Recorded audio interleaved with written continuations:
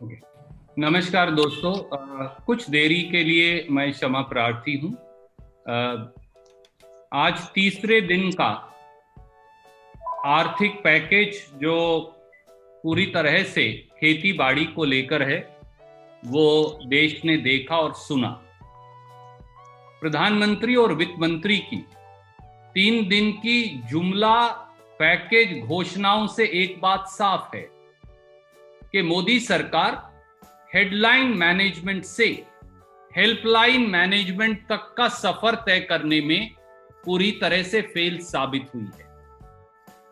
20 लाख करोड़ का पैकेज देशवासियों के लिए राहत का पैकेज कम, बल्कि वूडू इकोनॉमिक्स पैकेज अधिक साबित हुआ है। वादों के सब्ज बाग से मदद की हकीकत तक पहुंचने में सरकार ने पूर्णतया देश को निराश किया है।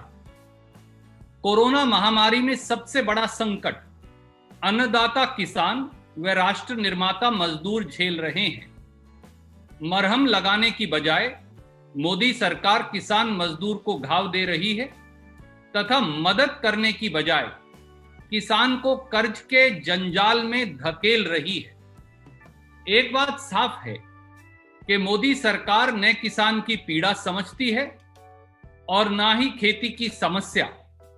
इसीलिए खेती के नाम पर परोसे जा रहे सब्ज बागों में एक फूटी कोड़ी भी मदद के नाम पर किसान को नहीं मिल पाई, और हम उसके कुछ पहलू आपके समक्ष रखेंगे। सबसे पहला, रबी की फसलों की कीमत न मिल पाने से देश के किसान को 50,000 करोड़ रुपए से अधिक का नुकसान हुआ है, पर नुकसान भरपाई के नाम पर एक फूटी कौड़ी नहीं दी। आज किसान को आकर्षक कीमत देने बारे और कानून बनाने बारे बड़ी बड़ी बातें वित्त मंत्री द्वारा कही गई, पर यह नहीं बताया कि मोदी सरकार एमएसपी पर ही फसल क्यों नहीं खरीद रही। क्या वित्त मंत्री यह जानती हैं कि सरकार कुल फसल उत्पादन का मात्र 25 से 30% ही न्यूनतम समर्थन मूल्य यानी एमएसपी पर खरीदती है, खास तौर से वो भी गेहूं और धान, क्योंकि उसे जन वितरण प्रणाली या पब्लिक डिस्ट्रीब्यूशन सिस्टम के माध्यम से वितरित किया जाता है। उदाहरण के तौर पर 2019-20 में रबी एवं खरीफ फसल का कुल उत्पादन देश में हुआ 26.90 करोड़ टन, पर एमएसपी पर फसल खरीदी गई रबी फसलें 7.19 करोड़ टन, यानी मात्र 26.5%। अब कोरोना संकट के चलते बाजार तो उपलब्ध है ही नहीं, तो ऐसे में किसान क्या करे।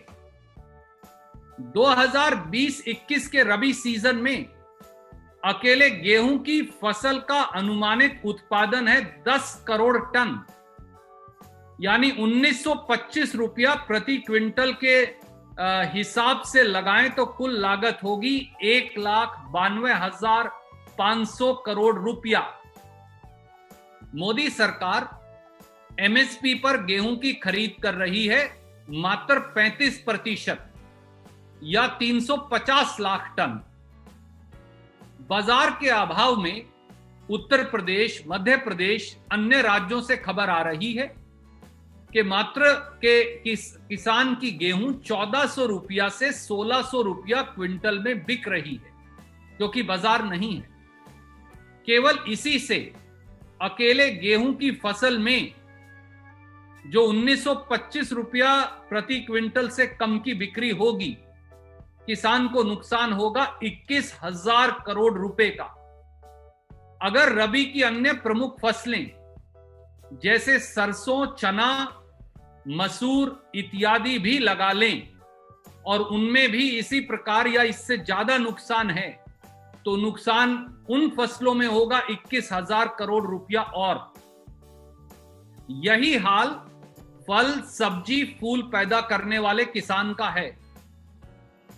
वो केले लगाने वाला किसान हो, वो अंगूर, सेब फल या संतरा पैदा करने वाला किसान हो, टमाटर, आलू या प्याज पैदा करने वाला किसान हो, या सब्जी पैदा करने वाला किसान, अकेले मार्च, अप्रैल और मई माह में फल, सब्जी और फूल पैदा करने वाले किसान को 10,000 करोड़ रुपए से अधिक का नुकसान हुआ है। इस प्रकार से किसान को अकेले रबी फसलों में और पिछले लगभग 2 माह में 50,000 करोड़ रुपए से अधिक का नुकसान हुआ। उम्मीद थी कि किसान के नुकसान की भरपाई बारे एक पैकेज दिया जाएगा, परंतु एक फूटी कोड़ी भरपाई के नाम पर किसान को नसीब नहीं हुई। दूसरा पहलू, क्या वित्त मंत्री ये जानती हैं कि किसान को दिया जा रहा न्यूनतम समर्थन मूल्य किसान की लागत से कम है? ना आज उसका हल बताया और ना ही सही कीमत देने का रास्ता। केवल नया कानून बनाने के जुमले से क्या किसान को फसल का सही मूल्य मिल जाएगा? काश वित्त मंत्री रबी फसलों के लिए दी गई कृषि लागत एवं मूल्य आयोग की 2020-21 की रिपोर्ट पढ़ लेती तो फिर इस प्रकार झूठ बोलकर देश को बरगलाने से बच पाती।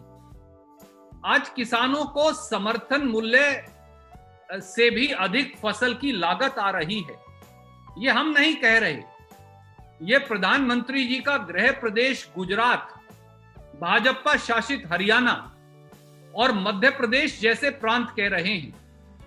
गेहूं का मौजूदा न्यूनतम समर्थन मूल्य है 1925 रुपया प्रति क्विंटल, पर सीएसीपी को, कृषि लागत और मूल्य आयोग को, गुजरात कहता है कि वहां के किसान को लागत पड़ती है 1949 रुपया प्रति क्विंटल।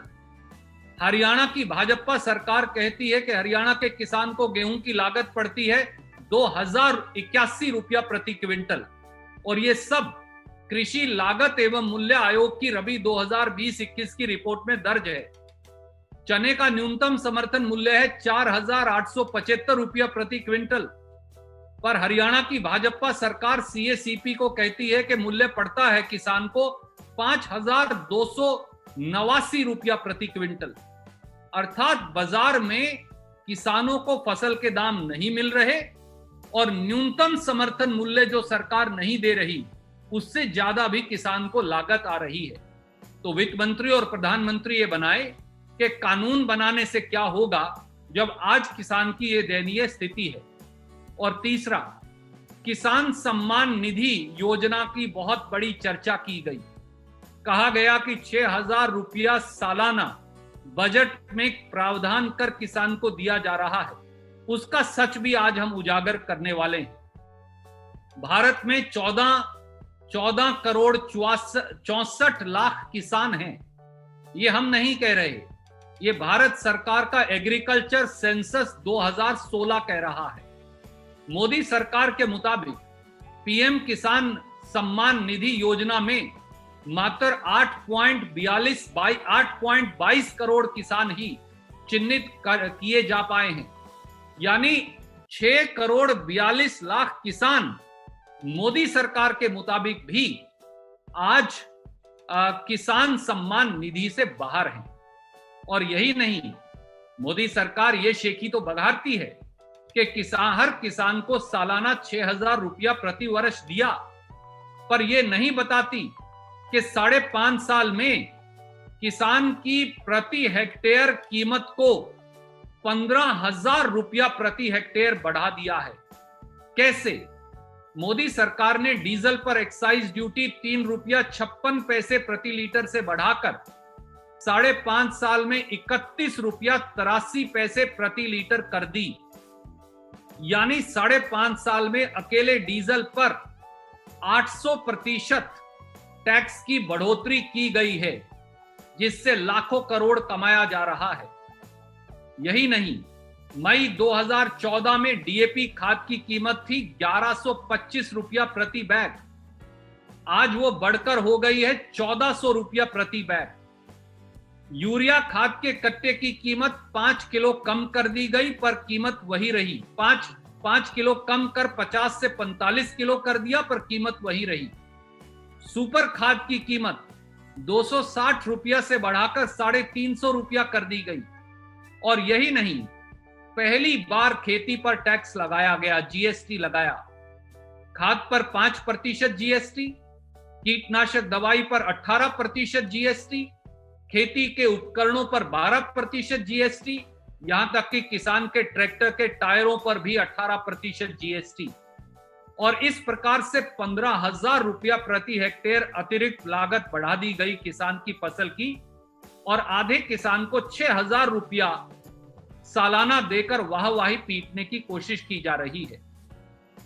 वित्त मंत्री जी ने फसल बीमा योजना की भी चर्चा की और खूब वाहवाही लूटने का प्रयास किया। वित्त मंत्री जी, फसल बीमा योजना प्राइवेट बीमा कंपनी मुनाफा योजना बन गई है। और केवल एक आंकड़े का जवाब दे दें, साल 2016-17 से खरीफ 2019 तक देश के किसानों, केंद्र व राज्य सरकारों ने फसल बीमा योजना में कुल बीमा राशि का भुगतान किया 99,046 करोड़ रुपया। पर किसान को फसल बीमा योजना में कुल मुआवजा मिला 72,952 करोड़। यानी इन प्राइवेट कंपनियों ने मुनाफा कमाया 26,094 करोड़। तो जवाब दें मोदी जी और निर्मला जी, ये स्कीम किसान के लिए चल रही है या बीमा कंपनियों के मुनाफे के लिए? और एक बड़ी शेखी बगारी गई कि मार्जिनल किसान को 3 करोड़ मार्जिनल किसान को 4 लाख करोड़ का कर्ज देंगे। आदरणीय निर्मला जी, अगर आप एग्रीकल्चर सेंसस 2016 जो मोदी सरकार ने जारी किया है वो पढ़ लेती तो पता चलता कि देश में 10 करोड़ मार्जिनल फार्मर हैं जो 1 हेक्टेयर से कम पर खेती करते हैं। अगर आपके मुताबिक आप केवल 3 करोड़ मार्जिनल फार्मर को ही रिलीफ देंगी तो देश का 7 करोड़ मार्जिनल फार्मर कहां जाएगा?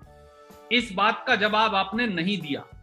और यही नहीं, आप अब तो 4 लाख करोड़ कर्ज देने की, फसली कर्ज की बात करती हैं, पर 1 जुलाई 2019 को देश की वित्त मंत्री निर्मला सीतारमण जी ने संसद को कहा था कि 2018-19 में देश के छोटे यानी मार्जिनल फार्मर को 6,26,087 करोड़ का कर्जा दिया गया। तो पिछले साल 18-19 में तो दिया गया 6,26,000 करोड़ का कर्ज, और अब कोरोना महामारी में आप इसे कम करके 4 लाख करोड़ कर रही हैं। ऐसा जुल्म और जाति क्यों? तो दोस्तों, सच्चाई ये है कि एक फूटी कोड़ी भी ना कल और ना आज किसान और खेत मजदूर के हिस्से में आई, ना 1 रुपया उसकी जेब में गया। ये जो वूडू इकोनॉमिक्स पैकेज है वित्त मंत्री जी का, जो केवल जुमला घोषणा पैकेज है, इससे ना किसान को राहत मिलेगी ना खेत मजदूर को राहत मिलेगी।